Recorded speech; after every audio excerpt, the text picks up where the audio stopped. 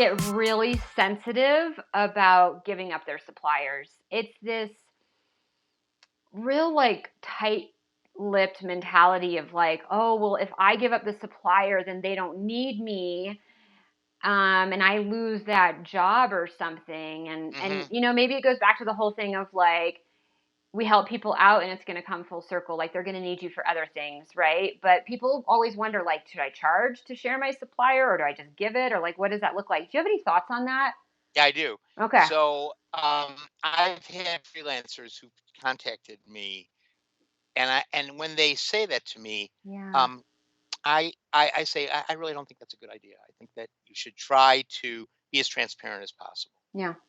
And once I know that you're attached to a client, I'm not going to do anything to misdirect your customer towards Yeah. somebody else, or Yeah.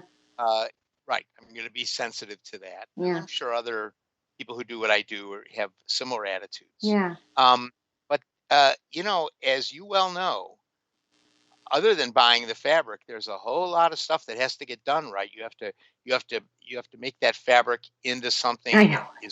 is merchantable, Just because they have the and fabric supplier doesn't mean they can now do it all. absolutely not. Just So because they I've have the had factory doesn't mean they can do it all. They don't maybe know how to like advise the factory or do the fittings or give comments on protos, right? right, right. So many years ago, I spoke in front of a class, and I'm sure it was people who wanted to go into freelancing or whatever. But this had to be like 15 years ago. Oh yeah. Okay. And so right at the beginning, I said, well, here's a little question I always ask everybody: who here knows what a marker is? And like, four hands go up out of a class of about 30. Yeah. I said, who knows what grade rules are? And so if you need that freelancer for a lot of things, Yeah. and they shouldn't feel insecure about their position. And I'm certainly in the business of. I just feel when you talk to me, you're talking to your doctor. There's a certain confidentiality, and so I've had freelancers who called me and said, "I've got this client. I'm uneasy about them, and I'll tell them I'm not going to hurt you with them." And I don't think I don't think I invented that. I Yeah. think that a lot of us are sensitive Yeah. to and know that freelancers are an important part of our business Yeah. and an important part of how I obtain customers. Yeah. Yeah. Yeah. I appreciate your thoughts and your perspective on that. It's really enlightening. I think that one thing that kind of gets people, and this has nothing to do with sourcing, but it goes back to the whole like cutthroat industry is, you hear all these stories of like, I did a trial project for a job and I didn't get hired. And then 6 months or a year later, like I saw my designs in the stores, like they made my designs and they stole it from my interview project. And so people get really sensitive, I think, of, getting their stuff stolen, and they're worried about like putting their portfolio online and like, what if somebody rips up my ideas? And at some point I'm like, you know what? There's going to be brands that rip off your stuff and that's never going to change. And you still have to Right. put yourself out there, and it's going to be same with you. There might be suppliers or there might be clients who like are going to maybe try to finagle and go behind your back, but that's the world. There's always going to be those people. I think at the root of it, the majority of us are not those people, but those are the stories that we hear about, right? Because what's the word? Misery breeds company, or misery loves company, right? Right. Right. So we So, hear these things and we get yeah. really scared. So most suppliers that I work with, they actually want me to work with their clients, especially the ones that are like, if it's a New York supplier, they don't know there's anything west of the Hudson River. So, and so, they actually want me to work with people. Yeah. And I have an instance of somebody in Chicago who, distinctly went behind my back. Mm. And so when they sent the invoice, it said salesman and it had my name, Yeah. and they circled it and sent it off. Yeah. So generally, as on my end of the business, um, I've created some loyalty among suppliers that I have, Yeah. and so I actually not too concerned about people going behind my back.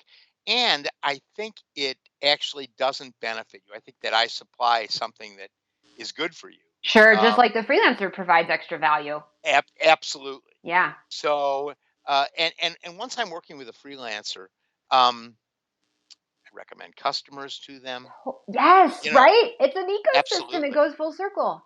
I know somebody that I work with that is pretty happy about my existence Yeah. because I've, brought them a lot of customers because Yeah. every time I do, Yeah. they seem to show up in my office Yeah.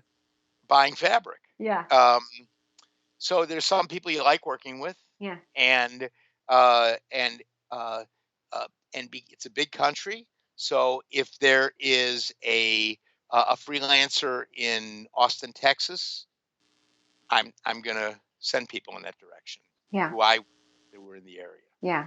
And there's always people um, looking for freelancers, looking for suppliers. Those people are out there, Yeah. and uh, and so I certainly think that I, for one, know how to scratch your back if you scratch mine. Yeah. That's not an uncommon thing. No, it's not at all. And it's I talk to my students a lot about building relationships with people who are, and I don't want this to come off with a bad connotation, but like who are at the top of the funnel. You're at the top of the funnel, meaning In a certain respect, yes. as freelancers build relationships with you, or maybe they build relationships with a factory, right? Then there's clients and brands coming to you, coming to the factory, like you said, who need freelancers. And so you can be a constant source of like, hey, I got this new freelancer that came to me. And so now everybody, or I got this new client, this new brand that came to me that needs some freelance help. Um, and it just builds and everybody kind of helps each other out. The other one thing I'll throw out to you, you mentioned, you got thrown under the bus by one of your clients and they circled your name on the invoice. Um, it's a really freaking small industry and stuff gets around. And as much as you said, it's a big country and there's, you have different options. It's a small industry and people know It each is. other. And so as soon as the fastest way I think to ruin yourself is to try to get sneaky or really stingy. You don't want to do any of those things. No.